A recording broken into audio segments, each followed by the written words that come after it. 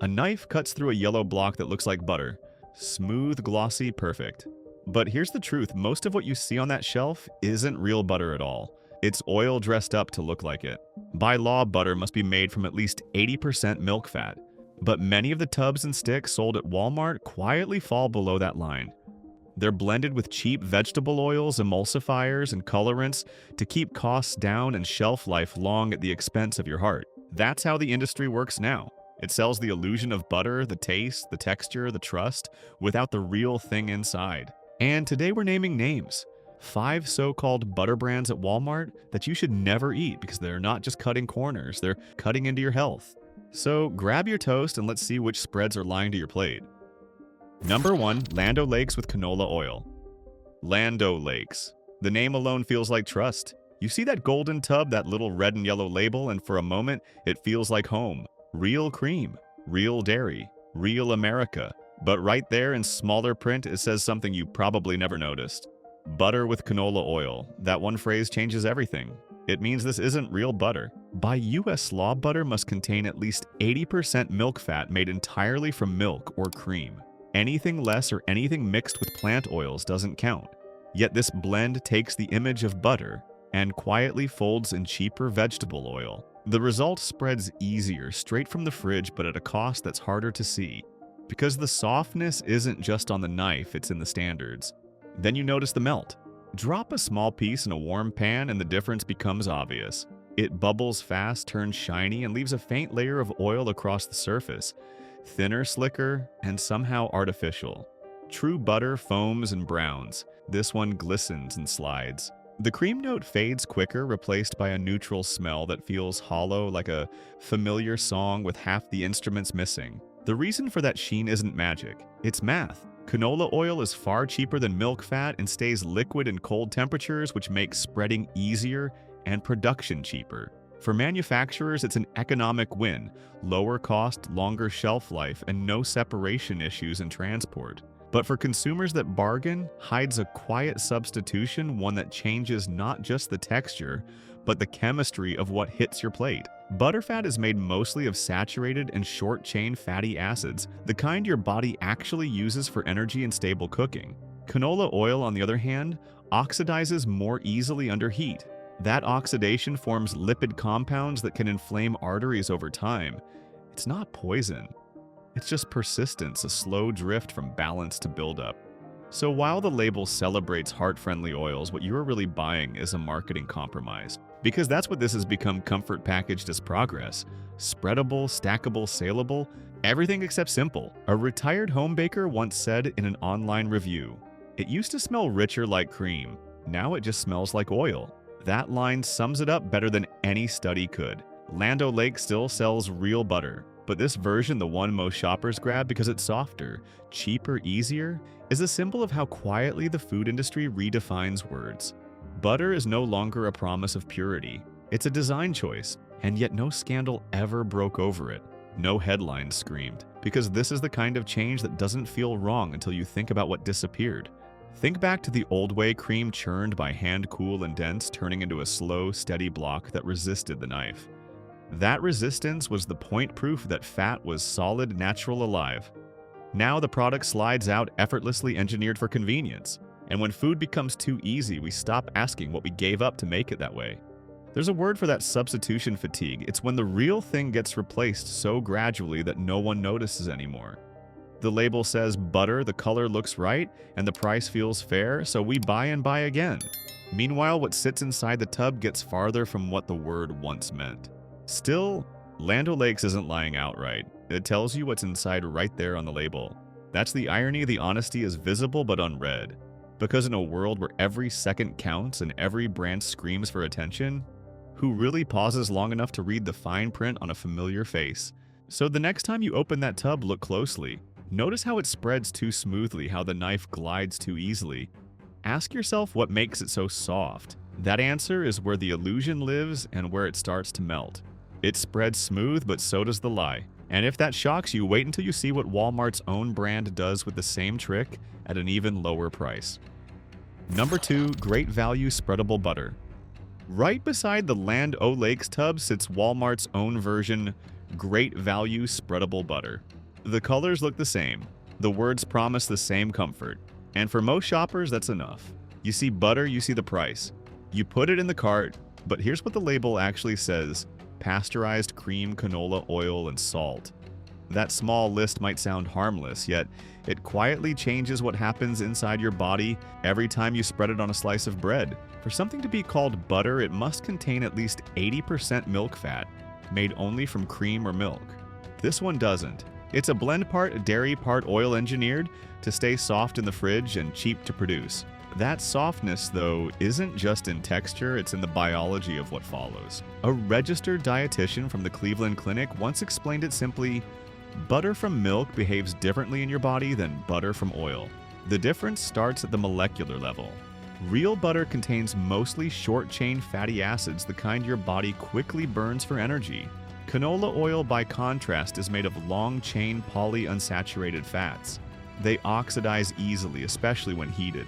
Oxidation sounds harmless, but it's a slow, invisible reaction fat, turning unstable, forming tiny compounds called lipid peroxides. Inside the body, that smoothness turns rough. Those oxidized fats enter the bloodstream where they irritate the lining of arteries. Over years, that irritation becomes inflammation. In response, the body tries to heal itself by trapping cholesterol at the site of damage.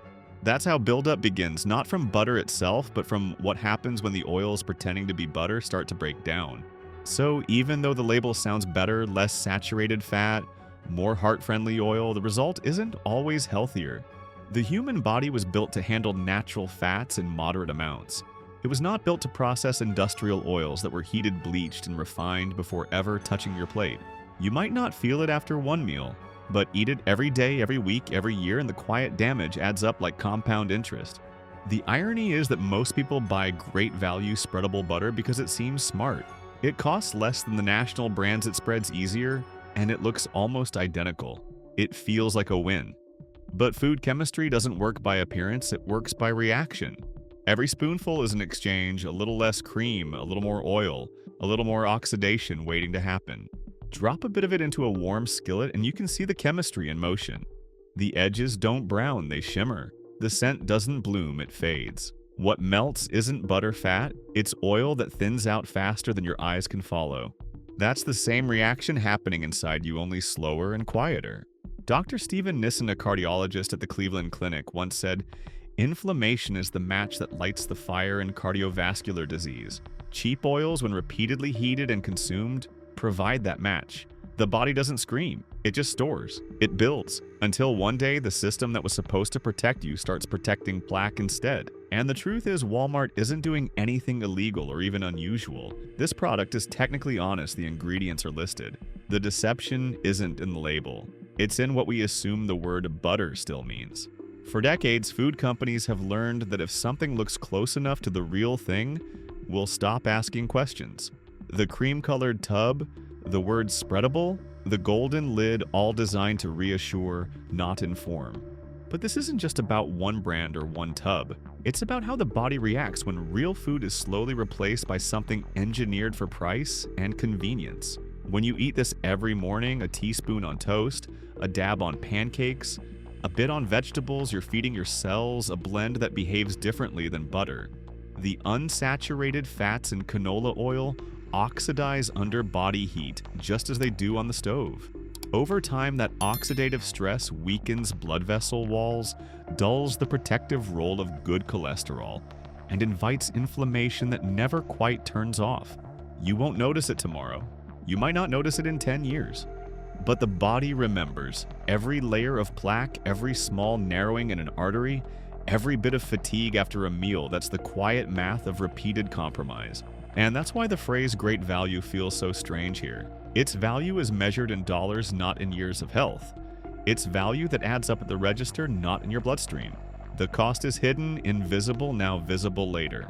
So when you twist open that yellow lid and see the smooth surface waiting, think about what makes it so soft. The oil that keeps it spreadable in winter might also be what keeps your arteries from staying clean in summer. It feels light, even harmless, until years later when that same softness shows up where it never should have been, inside your arteries. Number 3, Country Crock Original. For this next one, I've got to admit, I ate this butter before.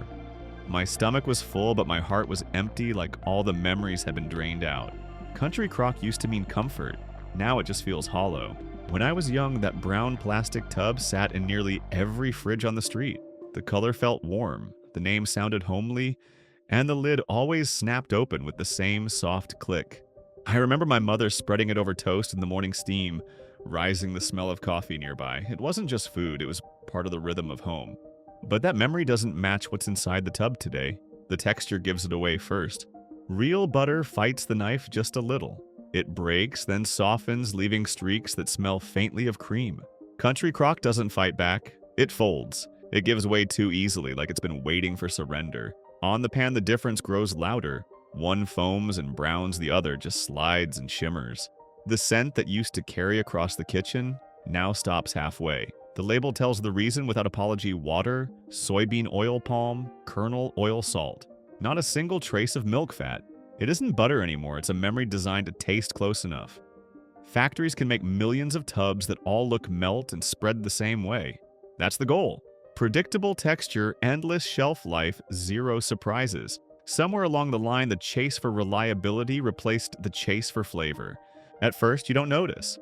The toast still shines, the eggs still cook. But after a while, something's missing: a roundness, a scent, a quiet satisfaction that used to linger. The difference hides in the senses before it shows up in the heart. Then one day while cooking, I remembered how my grandmother made butter at home. She used heavy cream in a glass jar, shaking it by hand, until the sound changed from splash to thud. She'd smile, pour off the buttermilk, and shape the rest into a rough, pale lump. It smelled alive. It melted unevenly. It tasted like time. When I think of that and then open a modern tub, it feels like two different worlds. One made by people, one made by process. A friend of mine, an older home cook from Iowa, once told me, real butter used to talk back to the knife. You had to earn it. She laughed when she said it, but there was truth under that smile. She said you could taste the farm in it, the grass, the season, even the weather. Now she said everything tastes like nothing, just smooth. That line stayed with me, because that's what this really is: smoothness. Perfect, polished, empty smoothness. The kind that doesn't ask for attention and doesn't give much back. It spreads like memory on autopilot, a version of butter that kept the form but lost the soul. Country crock didn't ruin anything intentionally. It evolved. It became what modern food systems reward: stable, fast, cheap, and uniform. Butter that never breaks, never melts wrong, never changes color, a product built for supply chains, not kitchens. For decades, people bought it because it felt safe. And maybe that's the quiet tragedy of it: safety replaced satisfaction. Sometimes I still buy it out of habit. I tell myself it's just for quick breakfast or to save a few dollars. But each time I spread it, I remember what's missing. I can't smell the cream, I can't taste the season. It fills the stomach, but never the moment. That's when you realize comfort isn't always real. Real butter lives in imperfection. It melts too fast, it burns. If you look away, it carries its own personality in every batch. Industrial butter lives in repetition. It stays obedient. It never surprises you. And the more we choose that version, the more our palates forget what genuine richness feels like. Somewhere between nostalgia and necessity, we traded truth for texture. We kept the container and lost the craft. The brown tub still sits in countless refrigerators, the same logo, the same promise. But inside, it's not memory anymore. It's maintenance, a product meant to remind you of taste without ever fully giving it back. It spreads easily, it lasts forever, and it says everything about the times we live in. We want comfort that's instant warmth, that's predictable food that never resists. But when everything becomes effortless, even flavor feels tired. Country crock still spreads like comfort, but what's left on the knife is a reminder flavor has a cost. And the next brand took that comfort, wrapped it in a joke, and turned imitation into marketing. Number 4, I can't believe it's not butter. The name still makes people smile. I can't believe it's not butter. It sounds clever, almost charming. A bit of humor in the grocery aisle. But behind that yellow tub is a product that wasn't born in a creamery. It was built in a factory, measured, timed, and optimized to move faster than butter ever could. Real butter takes time. You churn cream until it separates. You wash it, knead it, salt it, and rest it.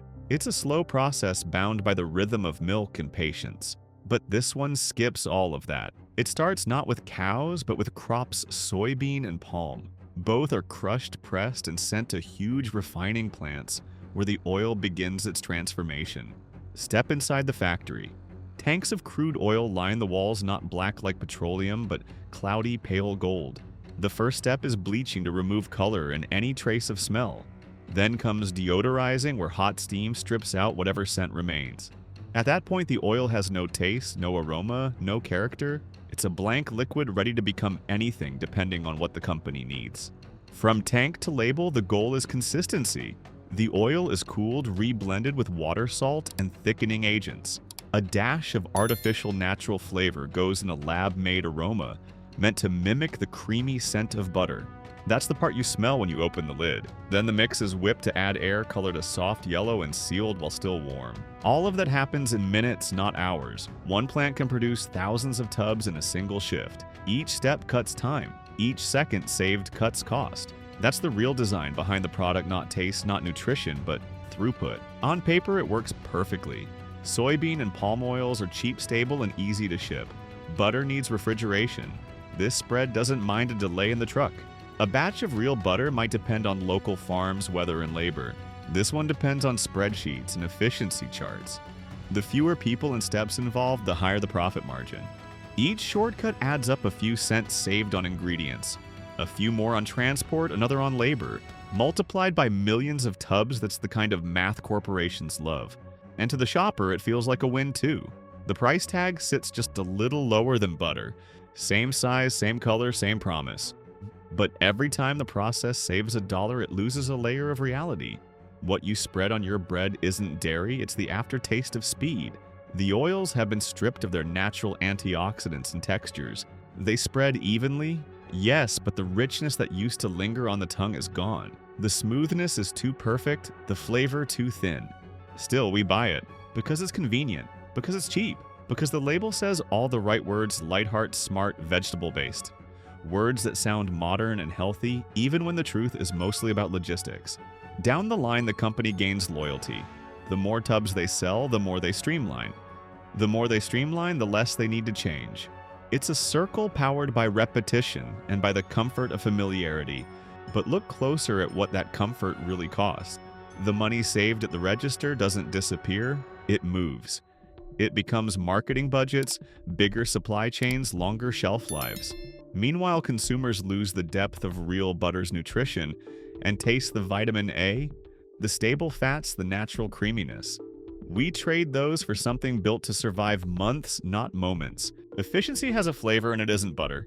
And yet you can't call this product a lie. It's right there on the package. We just don't read the fine print because we don't want to. The joke in the name became a kind of shield. It made disbelief fun, made compromise sound clever. I can't believe it's not butter was never just a slogan, it was permission to stop caring about the difference. Over the years, that difference became invisible. Butter became old-fashioned, churning became inconvenient, and the product that once made us laugh quietly replaced the one that made us wait. Still, something honest happens at the end of this story. Picture a woman in the dairy aisle. She's middle-aged, maybe tired after work. She reaches for the yellow tub like she always has. But this time she pauses, she turns it over, reads the ingredients, and sees those words: soybean oil, palm oil, water flavoring. She smiles, not because it's funny, but because it's finally clear. She puts it back on the shelf, walks away. Not angry, not bitter, just awake. Because once you've seen how something is made, it's hard to pretend you can't believe it anymore. Number 5, Parquet Margarine. Everyone remembers the ad of the talking tub that shouted Parquet back when TV dinners and jingles ruled the living room. It was funny, warm, and easy to love. A tub that could talk felt like harmless fun. But it wasn't just clever marketing. It was a mirror showing how easily we could be led not through lies, but through laughter. Back then, food ads didn't need to convince us with science or data. All they had to do was make us feel something safe, something familiar. And Parquet nailed that feeling. The voice was friendly, the families were smiling, and the message was simple. You can have the same comfort for less. It sounded reasonable, it felt smart. Behind that smile, though, was a quiet truth: we weren't buying butter. We were buying belief. Parquet was never about flavor, it was about trust. It looked like butter spread like butter and melted just close enough to fool the senses. Nobody questioned it. Because why would you? The ad said it was good. The price said it was fair. Inside the mix were refined oils, water colorants, and flavor compounds designed to mimic dairy. But those were just details. The real formula was psychological. Repetition builds comfort. Every time we saw that tub on TV or in the fridge, it strengthened a tiny connection in the brain. Familiar means good. Over time, that feeling becomes fact. You stop tasting, you start assuming. Through the screen, it all looked like progress. A modern household choosing the better option, cheaper, lighter, easier to store. And for companies that trust was gold. They didn't have to sell butter anymore, they just had to sell the idea of butter. Once people associated Parquet with comfort, they could reduce cost swap ingredients and no one would notice. Because people weren't tasting, they were remembering. In our minds, we thought we were choosing smartly, saving a little money following the trend, trusting the label. But the truth was simpler. The market knew us better than we knew ourselves. It understood that most shoppers make decisions with emotion, not evidence. So it sold emotion prepackaged in color and sound. Each commercial taught us something without saying it outright, that happiness can be bought in a tub, that trust can be printed on plastic, and that butter doesn't need cows, just confidence. And because we laughed, we never stopped to ask if it was still food or just flavor engineering. By the time we noticed, it had already become habit. The same tub sat in millions of refrigerators. Mothers passed it to daughters. Daughters bought it for their kids. Generations grew up on the voice that said, Parquet, like it was a friend calling from the kitchen. Years later, the laughter feels different. People started reading labels again. Some realized there was no cream, no milk, no trace of the thing it claimed to imitate. But by then, the habit was too deep. That's the quiet power of marketing. It doesn't force belief. It makes you want to believe. I once spoke with an older woman at a farmer's market who said, I bought Parquet for 30 years. I think I just liked the way it made me feel like I was doing the right thing. That line stayed with me, because that's what most of us do. We buy stories that make us feel smart, not products that make us healthy. The sad part is that this vulnerability isn't rare. It's the backbone of modern food. Companies spend billions studying what colors calm us, what words reassure us, what sounds make us trust a brand. They know that most people don't taste with their tongue, they taste with their memories. On the shelf, Parquet was never competing with butter. It was competing with our need to feel good about saving money, about being modern, about keeping up. And when comfort meets convenience, truth always loses ground. When taste becomes a slogan, something's missing on the plate. And yet this isn't about shame, it's about recognition. The joke wasn't evil, it was just effective. It worked because we wanted it to. Because in a world that moves fast, a talking tub that promises the same comfort feels easier to trust than a block of butter wrapped in paper. So next time you see that bright blue label, try to listen differently. It's still calling out, still playful, still familiar, but somewhere underneath that voice is a question we've avoided for decades. Why do we keep believing in what we already know isn't real? The ad once told us what to say. Now we finally know what it meant. Butter used to be simple cream salt time. But somewhere along the aisles, it turned into a business of shortcut smiles and slogans. We didn't lose our taste for butter. We just forgot how to tell the real from the fake. Yet the truth isn't gone, it's just waiting in smaller places. In the farmer's market, in the smell of real cream melting on warm bread, in the patience of people who still care what food means. The point of the story isn't fear, it's awareness. Because every dollar we spend is a message, one that says what kind of food we want to exist. Maybe we can't change the system overnight, but we can change what's on our plate. And sometimes that's enough to remind the industry that taste, trust, and time still matter far more than profit ever will. This video does not promote division within the United States or encourage segregation. All content is presented for the purpose of exploration, analysis, and fostering discussion based on current events, public sentiment, and social trends. We fully respect the United States Constitution and all federal regulations. If today analysis made you think, drop a comment so we can keep the conversations going. And don't forget to like, subscribe, and hit the bell so you will never miss our next independent deep dive.